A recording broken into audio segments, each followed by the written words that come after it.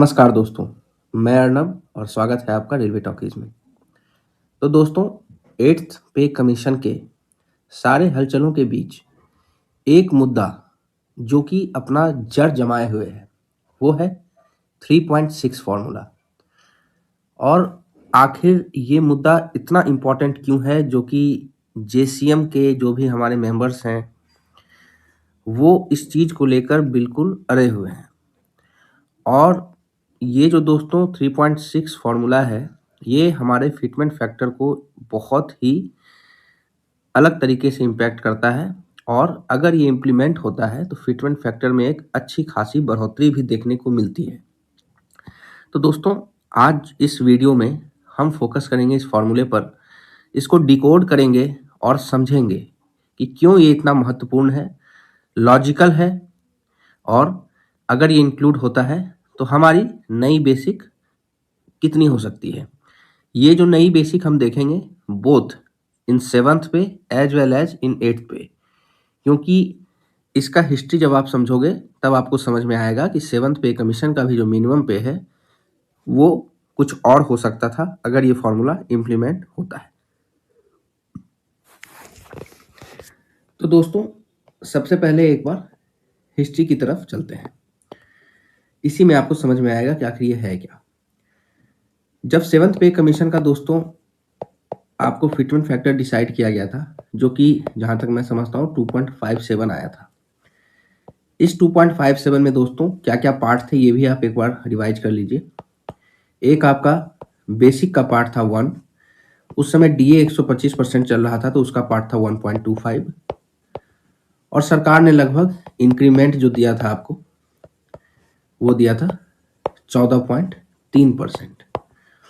तो इन सबको जब आप मिलाते हैं तो आपको आता है 2.25 plus 14.3% of 2.25 that is equal to 2.57। मगर गेम यहीं पे चेंज होता है। देखो फ्रेंड्स, जब भी ये इंक्रीमेंट फैक्टर डिसाइड किया जाता है ना कि कितना होना चाहिए, तो बहुत सारे चीज़ को मद्देनजर रखना पड़ता है। उस समय का महंगाई दर, प्राइवेट जो सैलरी दर चल रही है कॉर्पोरेट ऑफिस में, उनको भी कंपेयर करते हैं यूनियंस वाले। सरकारें देखती हैं जो मिनिमम नीड्स हैं कर्मचारी के, रोटी कपड़ा मकान, उनको देखा जाता है।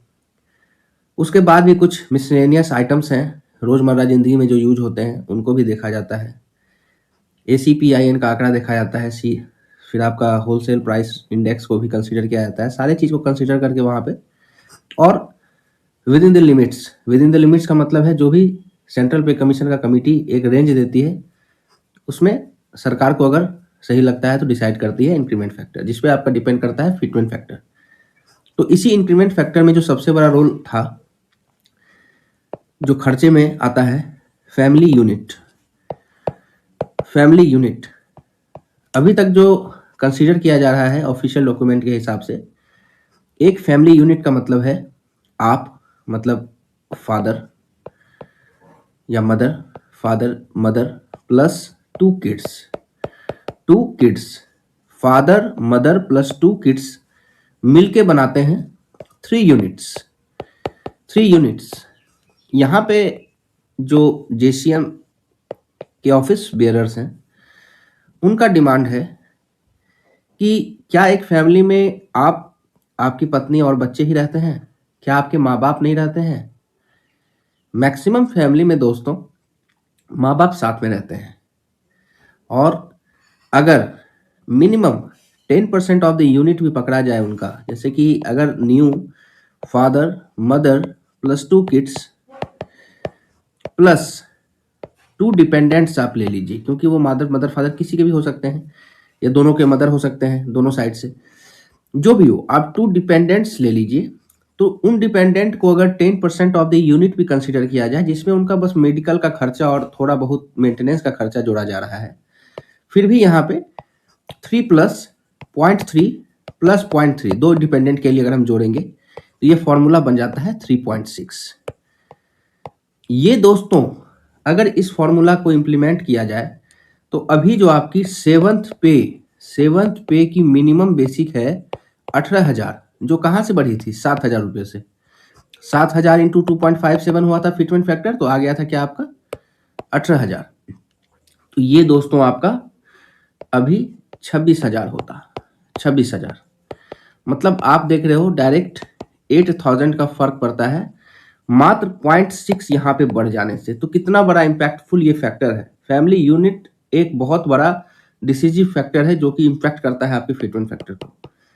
और अगर इस बार जैसा कि ये डिमांड रखा जा रहा है कि along with family unit there are various things like digital media आ चुका है, डिजिटल जो भी हमारी नीड्स हैं, डेटाज, कंप्यूटर्स, जो भी नीड्स हैं उनको भी कंसिडर किया जाए, तो डीए पे और फिटमेंट फैक्टर पे जो असर पड़ने वाला है वो कहीं ना कहीं देखने के लायक रहेगा दोस्तों।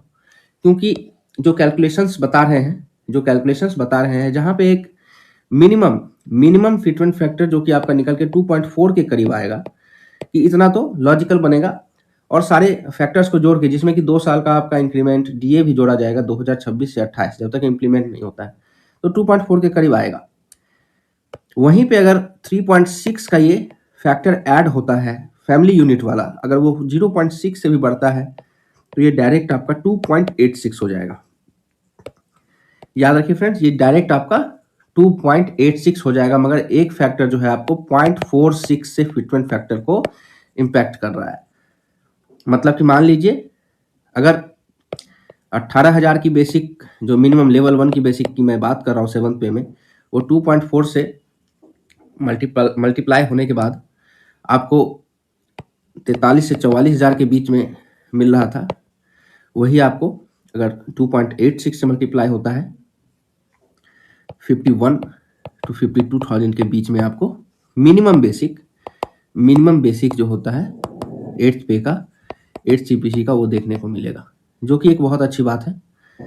और अभी देखा जाए जो भी कंसल्टेशन कमिटीज़ हैं वो लगी हुई हैं, इस पर बातें चल रही हैं। बाकी जो 8th CPC का जो आपका मेन रिपोर्ट आएगा आज से 18-17 महीने के बाद, तो वहाँ पे इस चीज़ का जिक्र तो जरूर होगा कि फिटमेंट फैक्टर में आपको फैमिली यूनिट को क्या कंसिडर किया गया है।